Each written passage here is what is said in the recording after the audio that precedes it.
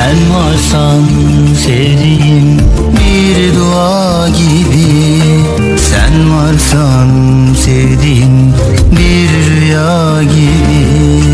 Biz varız sevdiğim bir hayal gibi, biz varız sevdiğim bir roman gibi. Hani diyorum sen varsan eğer, harfleri tutup yatırmalı artık sayfalara ve gözlerini çizmeli satır satır. Sen rüya olup dalarken uykuya, seni yazmalı sıratın en acımasız yanına. Sen varsan eğer, vuslatı alıp asmalı omuzlara ve bir de bir veda hazırlamalı artık kışa. Sen gözlerini açmaya hazırlanırken şiirler yazmalı gönlümün en ucrak kuyusunda. Sen diyorum sevgili sen, hani sen varsan eğer, bir bahane bulmalı yarınlara. Şiirler yazmalı mesela ulu orta ve her hecasına bugünleri gömmeli şarkıları. Sev beni sevdiğim umutlarında, gör beni sevdiğim yarınlarında. Sar beni sevdiğim dualarında, sar beni sevdiğim dualarında.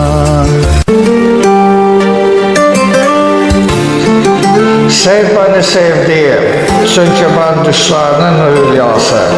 Sar beni yüreksizim, çünkü ben uykularının en gerçek rüyası. Sayfalara sığdıramadığın eksik yanın, ben şiirlerin hülyası. Ve ben dualarının karşılığı, avuç avuç demlediğin bu günleri, doyamadığın dünleri ve hep olmamı istediğin yarınlarına. Çünkü biz her şarkının sesinde, çünkü biz zamanın her saniyesindeyiz. Dün de olduğu gibi, bugün de olduğu gibi, hatta yarın da olacağı gibi.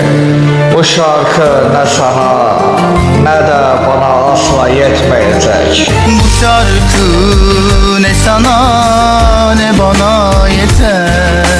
Sensizlik gönlüme inan ki keder. Seninle tüm dertler bir anda gider. Hoş geldin dualarım, bana hoş geldin. Hoş geldin rüyalarım, bana hoş geldin.